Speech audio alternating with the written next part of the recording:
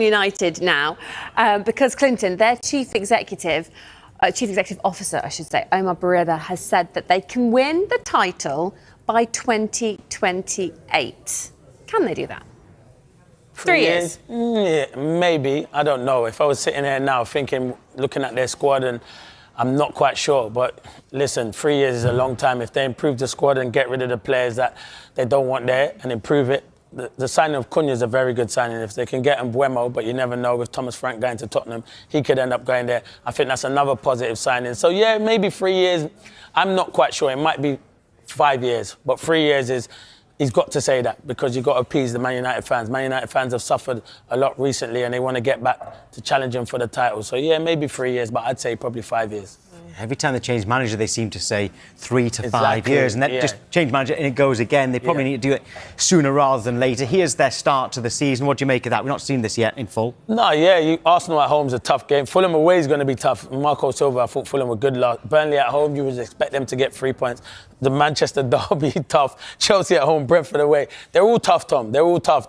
You look at that and probably say, not being disrespectful to Burnley, but Burnley's the only probably given where you think Man United could go and get the 3 points at home. But last season at home, Man United weren't that good. So they will improve, though. Man United won't be like how they were last season. They will improve. And it's a big season for this Ruben Amorim. He made loads of excuses last season. I don't want to see excuses. I want to see Man United producing and picking up points.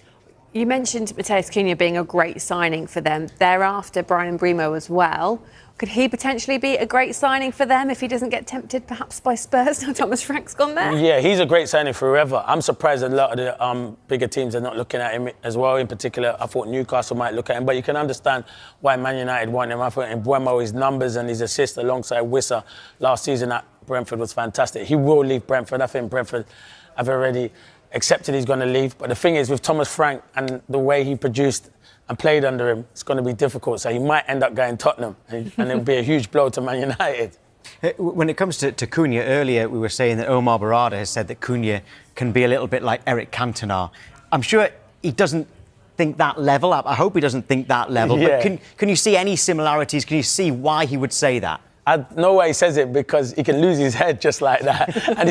and that's what's happened. But he's a top player, though. He is talented, Cunha, but I don't think you should compare him to Cantona. That's too much pressure on Cunha. Cantona was the real deal, unbelievable player. But I think it's the fiery side of him where he can get involved in a lot of stuff. He did that last season. I think he's gone to Man United. I think he'll have to knuckle down. He's at a big football club, but I think he's a good signing. He can play in one of them number 10 roles, and he's a clever footballer.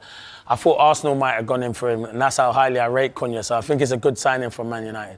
So we know that in the next 3 years they want to win the Premier League, but next season, where can Man United realistically finish? Where do you expect them to finish? They should be aiming to finish in the top 10. They're lucky that the teams were so bad the 3 teams last season were bad, because they would have been in a relegation dogfight. But obviously, you look at it now and you think Man United fans are going to want to be finishing in the top 6. I think that's what realistically they should be aiming for, but I'm saying probably top 10.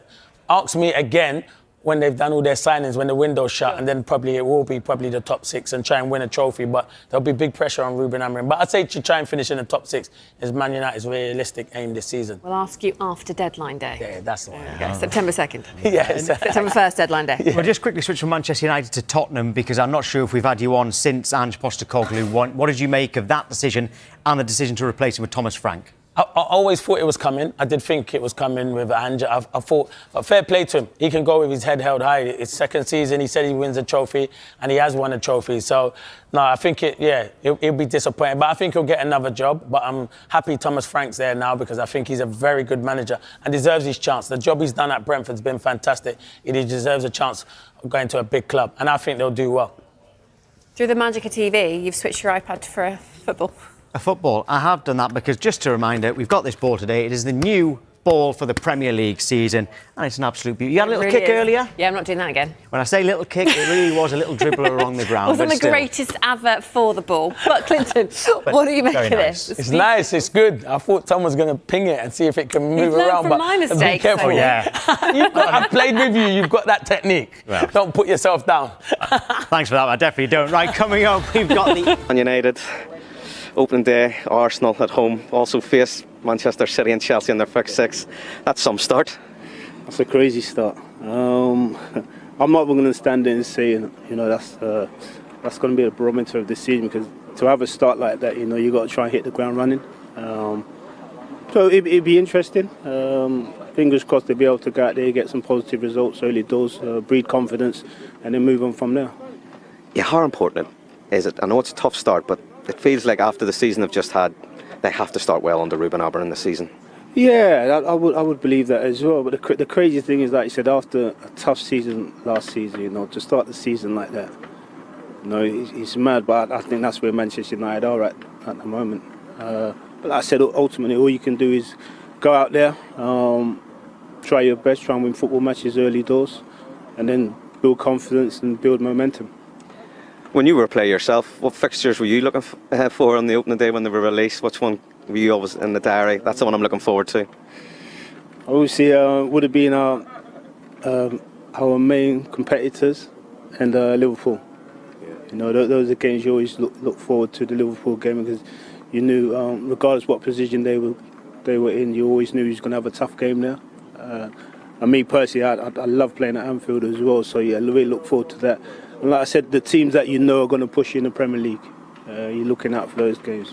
See, back then it was Arsenal, and then later on it was Chelsea. So yeah, those are games me personally, I would have been looking forward to. But in saying that, when you're in the Premier League, you look forward to every game, because you know, playing for a team like Manchester United, every game, you know, is a big game.